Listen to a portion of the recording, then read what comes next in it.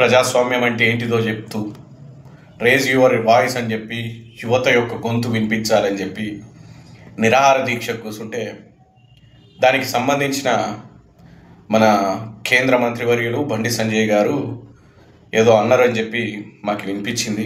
ఈ తెలంగాణలో ఓటు చోరీ కదా, బీహార్లో చేస్తేనే మొత్తం డామిడ్ ఖజా లెక్క అయిపోయింది పరిస్థితి. ఆడ ఇంకా అసలు మీరు ఏం మాట్లాడుతున్నారో మాకు ఒక క్లారిటీ కూడా లేదు.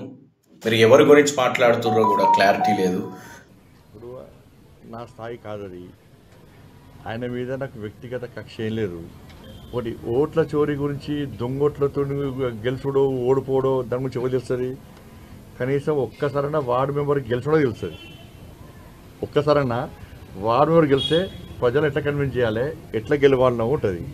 నేను 1995 ఎన్ని సంవత్సరాలు ఇప్పటికీ 30 సంవత్సరాల నుంచి నేను ప్రజాప్రతినిధి. 30 సంవత్సరాల నుంచి నేను కంటిన్యూస్గా ప్రజాప్రతినిధి. ఒక్కసారి కూడా వార్డు మెంబర్ గెలిచిన వాళ్ళకు ఓట్ల చోరీ నుంచి ఏం తెలుస్తుంది? సరే, మేము వార్డు మెంబర్కి కూడా గెలవలే కావచ్చు. మీరు 95 నుంచి రాజకీయాలలో ఉన్నా అని చెప్పి మాట్లాడుతూ ఉన్నారు. సరే, మీరు ఎప్పుడైతే రాజకీయాన్ని ప్రారంభించారో అదే రోజు మీ రాజకీయానికి అంతాన్ని కూడా వెతుక్కున్నారు. మీరు 95లో రాజకీయం మొదలు పెట్టారు కావచ్చు, 95లో నేను పుట్టిన. మీ రాజకీయాన్ని మీరు చేసే ఇటువంటి రాజకీయాలని రూపుమాపడానికి ఒక నాయకుడు అదే సమయంలో, మీ రాజకీయం ఎప్పుడైతే మొదలైందో అదే సమయంలో ఒక నాయకుడిని కూడా పుట్టించిండ్రు దేవుడు. ప్లస్ ఇస్తే మైనస్ కూడా ఇస్తాడు. నువ్వు నమ్మే దేవుడే ఒక చెడు పుట్టింది అంటే ఆ చెడును అంతం చేయడానికి ఒక మంచి కూడా పుడుతుంది, గుర్తుపెట్టుకో.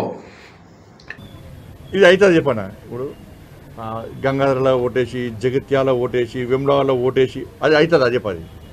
అది సాధ్యమవుతుందా? నేను 5,000 10,000తో 50 లక్షల ఓట్లతో మీరు గెలుస్తున్నా. నేను 2,20,000 ఓట్లతో కరీంనగర్ ప్రజలు నాకు బ్రహ్మాండమైన మెజార్టీని కప్పయిపోయారు. సరే, పార్లమెంట్ ఎలక్షన్స్ 7 భాగాలుగా జరిగినాయి. 7 భాగాలుగా జరిగినాయి. ఏప్రిల్ 19, 2024లో మొదటి విడత ఎలక్షన్స్ జరిగినాయి. దాని తర్వాత 7 రోజుల గ్యాప్ తోటి రెండో విడత జరిగినాయి. దాని తర్వాత 11 రోజుల గ్యాప్ తోటి మూడో విడత జరిగినాయి. దాని తర్వాత 6 రోజుల గ్యాప్ తోటి సమయంతో 4వ విడత, 7 రోజుల గ్యాప్ తోటి 5వ విడత, తర్వాత 5 రోజుల గ్యాప్ తోటి 6వ విడత, తర్వాత 7 రోజుల గ్యాప్ తోటి 8వ విడత. ఇట్లా జరిగినాయి. ఈ 8 రోజుల గ్యాప్, ఒక్కొక్క దానికి 5 రోజుల గ్యాప్ ఉన్నది. కేవలం ఇండియాలో మనం కన్యాకుమారి నుంచి ఢిల్లీ వరకు లేకపోతే కాశ్మీర్ వరకు పోవాలంటే 26 గంటలు 27 గంటలు ట్రైన్ జర్నీ పడుతుంది. కదే కరీంనగర్ నుంచి ఢిల్లీ పోవాలంటే 24 గంటల నుంచి 26 గంటల వరకు పడుతుంది. మినిమం ఒక 24 గంటల నుండి 26 గంటల వరకు పడుతుంది. ఈ ఒక రోజులా కన్యాకుమారి నుంచి ఓటర్ అనేటోడు కాశ్మీర్ దాకా ప్రయాణం చేయొచ్చు. గంగాధరలు వేసి జగిత్యాలు వేస్తుందా, జగిత్యాలు వేసి వెమ్లవాడలు వేస్తుందా అంటే ఏందన్నా నాకు అర్థం కాదు. మీకు ఒక క్లారిటీ ఉంటే, సబ్జెక్ట్ మీద నాలెడ్జ్ ఉంటే మాట్లాడుండ్రి అన్న. ఎలక్షన్స్ అంటే ఎమ్మెల్యే ఎలక్షన్స్ ఉంటాయి, ఎంపీ ఎలక్షన్స్ ఉంటాయి, మేయర్ ఎలక్షన్స్ ఉంటాయి, కౌన్సిలర్ల ఎలక్షన్స్ ఉంటాయి, సర్పంచ్ ఎలక్షన్స్లు ఉంటాయి. ఇక్కడ ఓటు ఎత్తారు, అక్కడ ఓటు ఎత్తారు. ఇవన్నిటి గురించి మాట్లాడుతున్నా మా నాయకుడు. ఒకటే సింగిల్ బెడ్రూమ్ దానిలో 80 మంది 70 మంది ఎట్లుంటారు? సింగిల్ బెడ్రూమ్ ఫ్లాట్లో 80 మంది 90 మంది ఎట్లుంటారు? ఒకటే వ్యక్తికి 4 డిఫరెంట్ వార్డులలో ఓట్లు ఎట్లుంటాయి? మీరంతా వార్డు మెంబర్, ఇక్కడ మేము వార్డు మెంబర్లకు కూడా గెలవలే అని మాట్లాడుతున్నారు కదా. మీ ఇక్కడ కౌన్సిలర్లు, మీకు సంబంధించిన కౌన్సిలర్లందరికీ చుట్టుపక్కల ఉన్న ఊర్లలోకి వెళ్ళి జనాలని ఇక్కడ నీ ఇంట్లో 10 మందిని, వాళ్ళ ఇంట్లో 10 మందిని, వాళ్ళ ఇంట్లో 10 మందిని ఓటర్లుగా తయారు చేసి వాళ్ళ ఓట్లతో గెలవలేదా మీ కౌన్సిలర్లు, మీ కార్పొరేటర్లు? ఏం మాట్లాడతారన్నా? ఎక్కడదన్నా అసలు మీకు ఓట్ బ్యాంకు? పొద్దుగాల లేస్తే హిందుత్వ ఓట్లు మా ఏం మాట్లాడతారు? హిందుత్వం ఓట్లు అంటే, హిందుత్వం అంటే మీరు కాదన్నా, మేము. కల్చర్ని కాపాడేటోళ్ళు హిందుత్వం. వేరే కల్చర్ని తీసుకొచ్చి దీనికి అడాప్ట్ చేసి వేరే కల్చర్ని తీసుకొచ్చి దీంతో జోడించి పైగో మాట, లోపల మాట, రాజకీయం కోసం ఓ మాట, మందిలో మాట. ఇటువంటి మాటలు మాట్లాడేటోళ్ళం కాదన్నా మేము. బాజాప్తా ప్రజల కోసం పోరాడేటోళ్ళం. ఒక విద్యార్థి నాయకుడిగా కావచ్చు, ఒక యువజన నాయకుడిగా కావచ్చు, మేము అనేక రకాల పోరాటాలు చేసినాం. ఏమన్నంటే కొట్టిర్రన్నా నన్ను, దెబ్బలు పడ్డా అన్న నన్ను, అరెస్ట్ అయినా అన్న నేను. మేము కాలే అరెస్టులు, మాకు దెబ్బల వల్లే మా ఈపులు చింతపండ్లు అయినాయి. రైతుల కోసం పోరాటాలు చేస్తే ఢిల్లీలో రైతుల్ని దేశద్రోహుల కంటే దారుణంగా రోడ్ల మధ్యలో కంచెలు పెట్టి ఇబ్బందులకు గురి చేస్తే వాళ్ళకు మద్దతుగా పోతే మా ఈపులు వాళ్ళకు కొట్టిండ్రు. మొన్నటికి మొన్న పార్లమెంట్లో పొగ బాంబులు ఎత్తే మేము పార్లమెంట్లో జరిగేదేంది, రాజ్యాంగాన్ని అవమానపరచుడేంది, ఇది అంతేంది అని చెప్పి పోరాటం చేస్తే ఈపులన్నీ వాళ్ళకు కొట్టిండ్రు. ఎస్, మేము వార్డు మెంబర్ కూడా కాలే. ప్రజాస్వామ్యబద్ధంగా ఎలక్షన్స్లలో మేము పోటీ చేయలే. ఒక పార్టీ నాయకునిగా పార్టీకి సంబంధించిన విధానంతో మేము ప్రశ్నిస్తున్నాం. మా అధినాయకుడు, మా నాయకుడు అడిగినటువంటి వాటికి సమాధానం ఎందుకు ఇస్తలేరు? ఎస్, ఒక ఓటర్గా, ఒక కామన్ పీపుల్గా మేము అడుగుతున్నాం. ప్రజాస్వామ్యం అంటే ఇదే దొరా. వార్డు మెంబర్ అయితేనో, సర్పంచ్ అయితేనో, నాకు ఎవరైతే ఓట్లు వేసిర్రో గాళ్ళకే పనిచేస్తా, మిగిలిన వాళ్ళకి పనిచేయ అనే రాజకీయ నాయకులం కాదు మేము. ప్రతి ఒక్కరికి పనిచేసేటోళ్ళం. నీ పార్టీ కార్యకర్త అయినా మంచిదే, ఇంకో పార్టీ కార్యకర్త అయినా మంచిదే. ఆయనకు తినడానికి తిండి లేదు, ఉండడానికి ఇల్లు లేదు అంటే మేమే మొదటిగా ఇల్లు ఇప్పించే పనులు పెట్టుకుంటాం, రేషన్ కార్డులు ఇచ్చే పనులు పెట్టుకుంటాం. ఇవన్నీ ఎస్, ఒక్కసారి నువ్వు ఎంక్వైరీ చేయి.